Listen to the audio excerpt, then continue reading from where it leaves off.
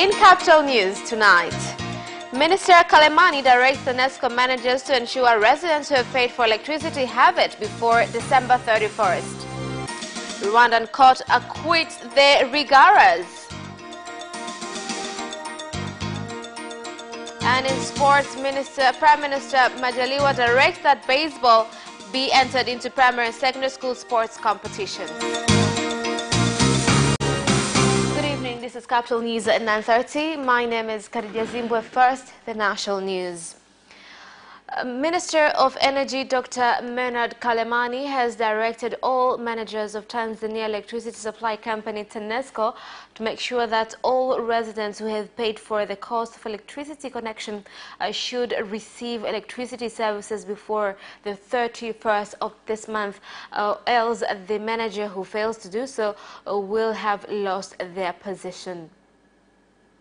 Wateja wote waliolipia kufika mwisho wa Desemba mwezi huu wote wanaitwa wameunganishwa umeme wote. All paid customers by end of this month must be supplied with electricity, and this instruction goes to all engineers and TANESCO management, and anyone who failed to do so must step down. Meneja ambaye atakuwa hajafanya hivyo ajiondoe mwenyewe kwenye nafasi hiyo. While the decisions of the High Court and the Court of Appeals are being awaited regarding the appeal that was launched by the chairman of Chadema, Freeman Mbowe, and the MP for Tarime Urban, Esther Matiko, in order to oppose the cancellation of their bail, the most crucial area of the case has been returned today to the Kisutu Resident Magistrate Court. Mbowe, Matiko, and 7 other Chadema leaders are being charged with 13 accusations, which include conspiring, incitement, and organizing an assembly which degenerated into chaos and disorder. The lawyer for the defense, Peter Kibatala, told the resident chief magistrate, Wilbert Mashauri, that all of the suspects were present except the MP for Tarime Rural, John Heche, and the MP for Kawe, Halima Mdee. Now, Halima Mdee's sponsor told the court that he had communicated with Mdee, and the MP told him that she was going to Burundi in order to take part in the inter-parliamentary games. The state prosecutor, Farajan Chimbi, said that she has accepted the reasons which were given for Mdee's and Heche's absence in court today, as she has no objections. After listening to those explanations, Magistrate Mashauri instructed the suspects who were not in court to return by December 20th this year. In light of that, Magistrate Mashauri then adjourned the case until December 21st, 2018. Now, moving on, one day after Tanzania Trade Union Congress of Tanzania TUCTA made an announcement to want to rediscuss the principles of pensions, particularly calculations that are given by Social Security funds, the Teachers Union has supported this move, stating that the issue is a problem and if not resolved may employees.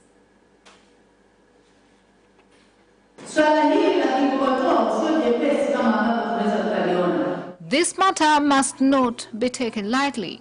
What is important is how we can work together on the best way forward and how we can also advise the government to treat pension fund. 7,802 teachers have had their salaries amended, so I ask you to work with us to find solutions to reduce challenges faced. The number of primary school teachers is few compared to the number of students. In the past, when teachers got a promotion, they were given a letter. Nowadays, none is given until the promotion has been approved.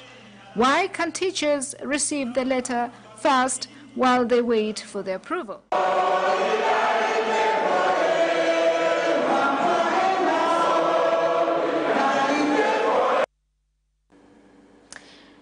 Ocean Road Institute in Dar es Salaam has begun to provide nuclear heart scans so as to reduce costs of treatment outside of the country.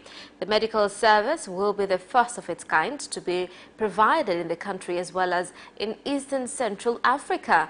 This was said by the director of the Institute, Julius Moiselage, in Dar es Salaam, where he added that the procedure will help cancer and heart patients receive treatment with help from specialists from Italy.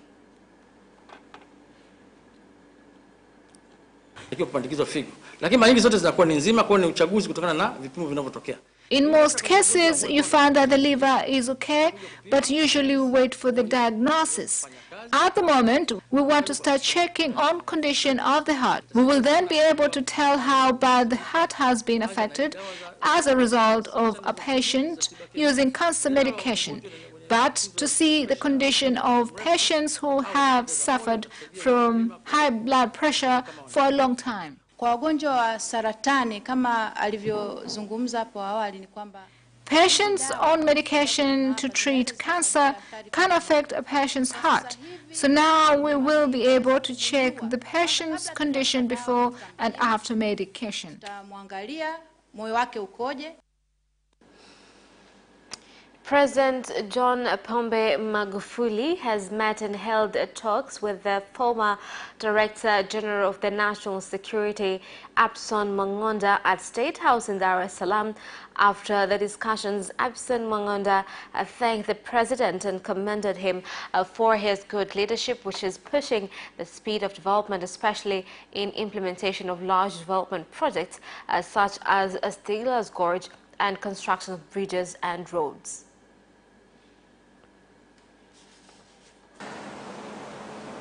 There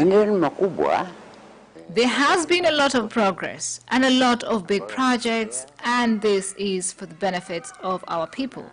What has touched me most is to do with electricity infrastructure, especially this government's intention of increasing the amount of electricity produced by the national grid, as seen in Stigler's Gorge project. This is a very big step because any development must be supported.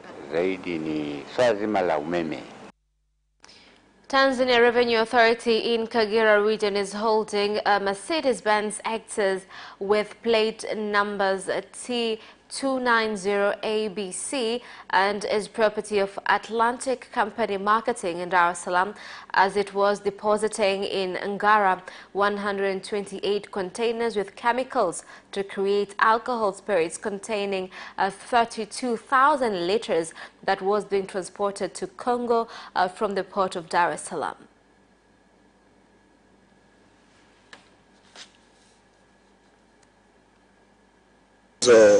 Kemikali ilikuwa inatoka Dar es Salaam kwenda Congo. The vehicle was on transit from Dar es Salaam to Congo, but it became suspicious when the containers were moved from one vehicle to another and the TRA seal had been broken, which was against customs. I asked business owners to follow legitimate routes, for anyone caught doing otherwise will have their consignment confiscated.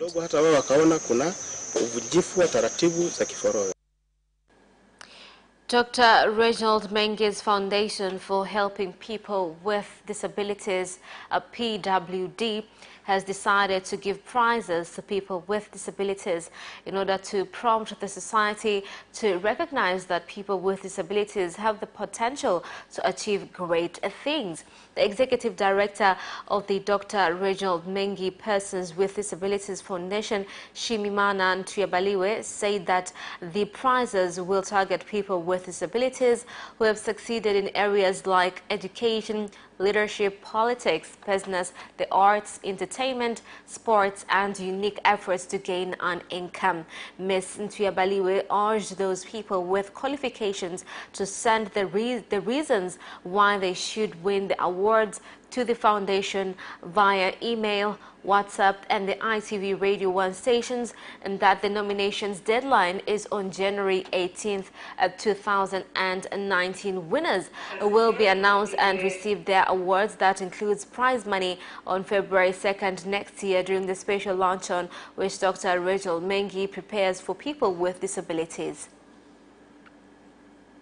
Na izindue tuzo za ICANN ambazo zinawalenga watu wenye ulemavu. Our institution has found it fit to launch ICANN Awards for people with disability to show that people with disability are capable in taking part in various activities and be successful, but also for Tanzanians to support them. People with disability can be nominated or self-nominate to participate. Information such as your history, your photograph, and where you can be found must be included. Watambua wale watu wenye ulemavu.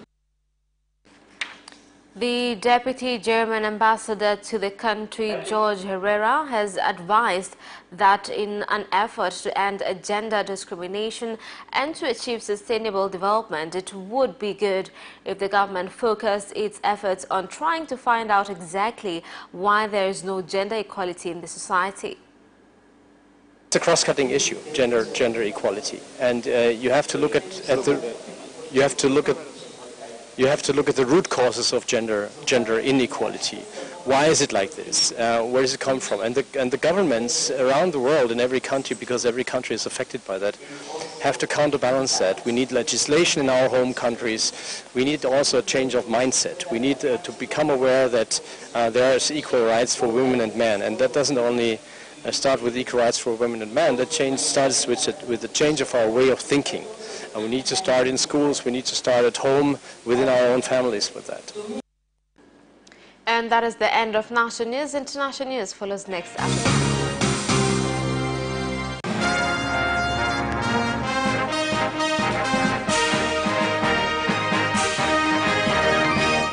And in international news, a high court in Rwanda on Thursday dropped all charges against government critic Diane Rwigara and her mother Adeline Rwigara. The court ruled that Diane Rwigara did not incite violence and was only exercising her freedom of speech when she criticized the presidency in her press conference, including her stint as a presidential candidate hopeful.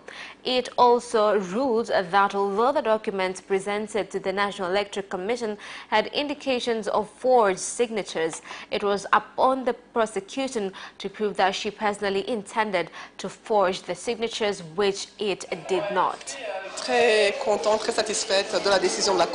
I'm happy with the decision reached by the High Court, but it doesn't mean that I will stop.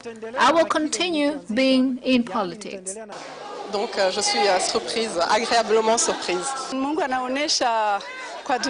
This is for everyone to witness that I'm not guilty and that I have been falsely accused. Our court is clean and this is a clear indication.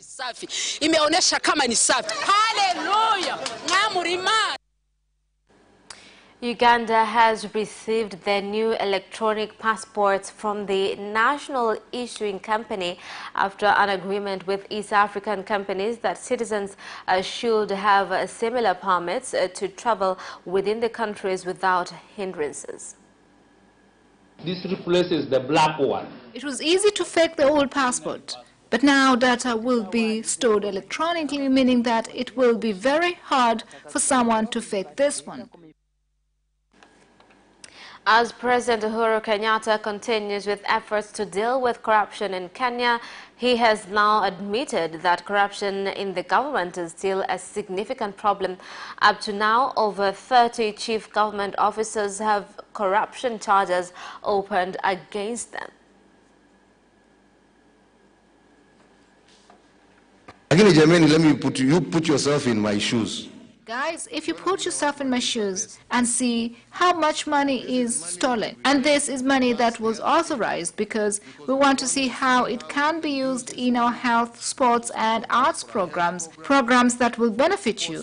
Rather than give it to someone who will misappropriate it, I better give it to someone mature enough who will not. Mimi afadhali nikae na huyo mzee bwana achunge hiyo pesa itumike vile inatakikana. In the Democratic Republic of Congo, campaigns have heated up as candidates campaign at night as well. Opposition candidate from Lamuka, Martin Fayulu, say that if elected, he will place army headquarters in Beni so as to deal with ADF rebels, and also ask citizens not to agree to use computers on election day. On election day, they mustn't use computers, but they must use voting booths. We ask you to demand for ballot papers. If there is none, then there will be no. Beni is the symbol of suffering in Kabila's administration. So by starting there, he will be comforting the people there for the hardship they've endured and to give them hope that change and peace is returning. We want the people of Beni to be present tomorrow so we can campaign together. And that is the end of international news. Business news follows next after the break. Watch Business Edition as we talk to business leaders and experts in sectors that are transforming Tanzania's economy. To be rich, I have to be a business person. It's not an easy road at all. People need to understand. You must quickly think how cost effective are you going to be. Business acts as a way in which it can bridge that gap. Business Edition will keep you informed on latest developments in the financial sector, extractive industry, tourism, agriculture, energy, construction, and so much more. Meet entrepreneurs who create employment opportunities. Watch Business Edition on Friday at 8:15 p.m.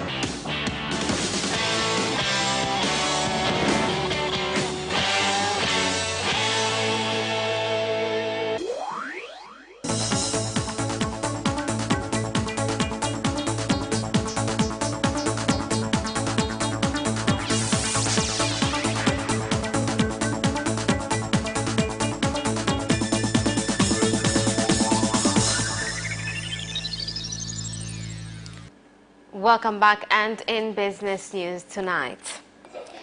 The third industrial fair exhibitions are ongoing in Dar es Salaam's Sabasaba grounds, with the Occupational Health and Safety Authority, OSHA, stating that they will improve inspections of factories in the country so as to ensure employees manufacture products in the best environment to allow them to produce more.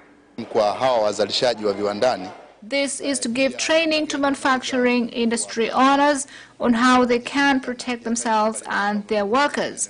The law stipulates on what must be observed by factory owners so that they can safeguard employee safety at work. Our focus is on giving training to factory owners, but we are also training staff on how to deal with fire incidences at work. Customs agents as well as agents from Tanzania Revenue Authority (TRA) have met and conducted an in-depth discussion on limitations that are hindering the activities, including charges as well as inappropriate language by some TRA officials, and have together agreed to resolve these challenges. They entered into a commitment to pay TRA without notifying us first. A notice was given to the bank on accounts which we were asked to include when asking for tax clearance. TRA have gone ahead and withdrawn the money. This was not for salaries, as the company paid. TRA does not decide on directors' salaries. National Microfinance Bank (NMB) has been forced to provide customer service education to all of its agents in the country so that they can protect themselves from money laundering and online theft so as to prevent the country's economy from dropping. We are training our agents on NMB services so they can understand how customers can launder money through our agents. We are helping our agents to have a float in case of an emergency whereby he can loan from 50,000 to 1 million, but this will go up to 5 million so he can serve his customers. We've received training on how we can manage loans given to us so that we can grow, but also on how to identify those engaging in money laundering. And that is the end of business news. Sports news follows next. Hi, my name is Kotaro Tokuda. What's up? My name is Céline Garnier. I'm John Barnes from Liverpool Football Club. The hip hop, a hip it, the hip it, the hip hop. You don't stop the rockin' to the bang bang boogie, to up jump the boogie to the rhythm of the boogie to beat. Now what you hear? I'm watching Sports Gazette. I'm watching Sport Gazette. And you're watching Sports Gazette with Sebastian. With Sebastian. Peace out. Yes! And you can also watch Sports Gazette for highlights and interviews regarding sports. Do not miss Sports Gazette every Wednesday at 7 p.m. only on Capital Television.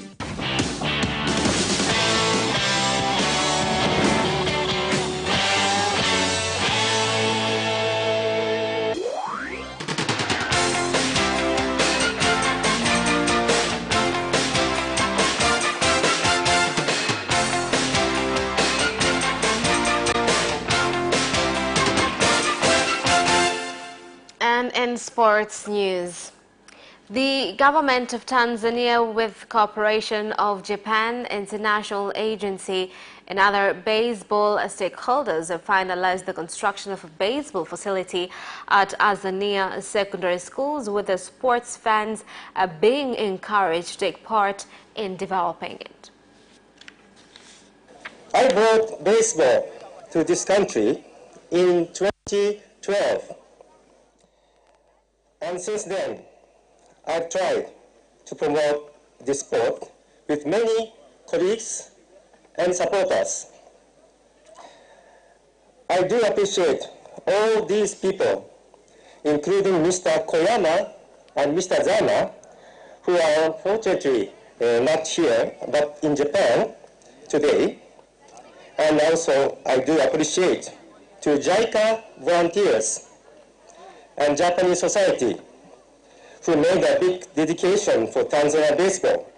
In Dar es Salaam, there's not much of a baseball isn't such a popular sport, so it's not really played much here. And I'm really happy to see them build this field so more people can play this sport and enjoy it, as there is a professional area to play and equipment, and it makes me very happy to see all the development going around in the city.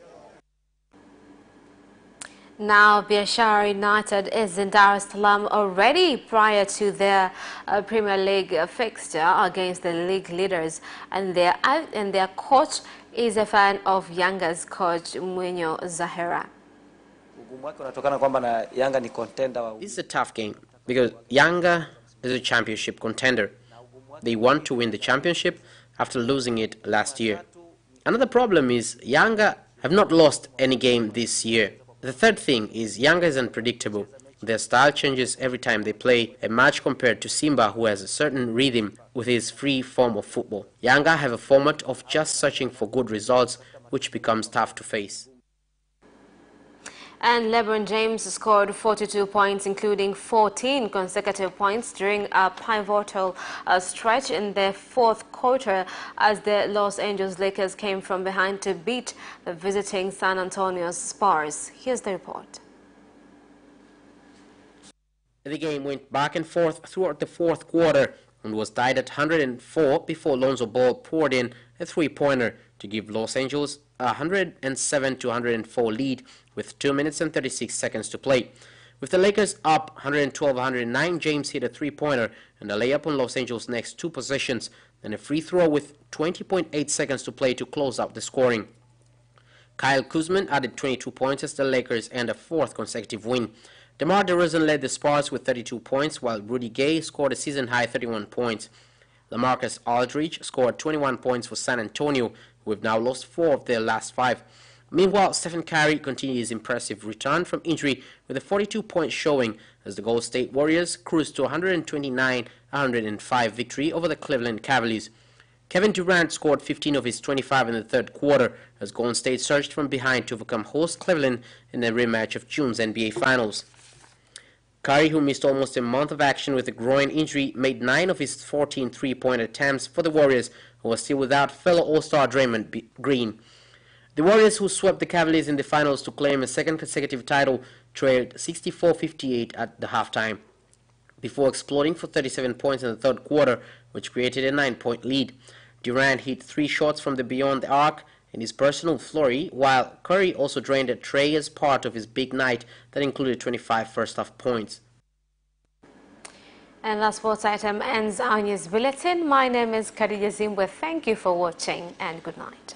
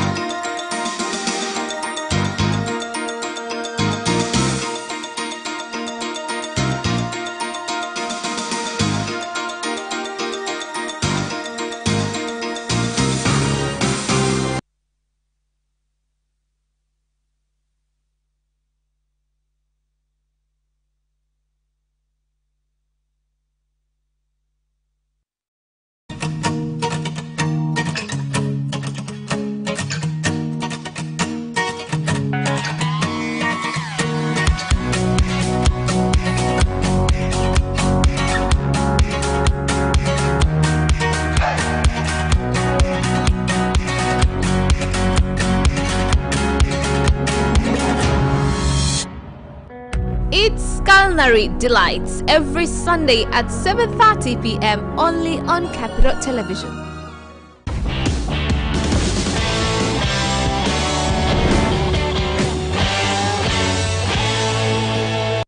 Kitabu cha Dr. Reginald Abraham Mengi kitwacho I Can, I Must, I Will sasa kinapatikana kwenye maduka ya kuuza vitabu yafuatayo: Dar es Salaam, A Novel Idea, Slipway Msasani, Yacht Club Road, Msasani Peninsula, The Book Cave, Mbezi Rainbow, Social Club, Ara Museum Offices, Ikunda Bookshop, Kariakoo mtaa wa Mhonda, House of Wisdom, Mezzanine nambari 22, NHC House, Samora Avenue, Dar es Salaam, MacBooks and Brains, Mlimani City Mall, duka nambari 44, Dar es Salaam, TPH Books, barabara ya Samora, Elite Bookstore, Mbezi njia panda Goba, Mlimani Bookshop, Kariakoo mtaa wa Sikukuu na Lindi, Timiza Malengo, Ubungo Kona, Chuo Kikuu, Bookmart Online Shop, Instagram, Bookmart TZ, Twitter, Bookmart 1, Jamani Investment Limited, Nyerere Road, Airport Terminal 2, Shinyanga, Kahama Bookshop Center, mtaa wa Lumerezi, Arusha, Kase Bookstore.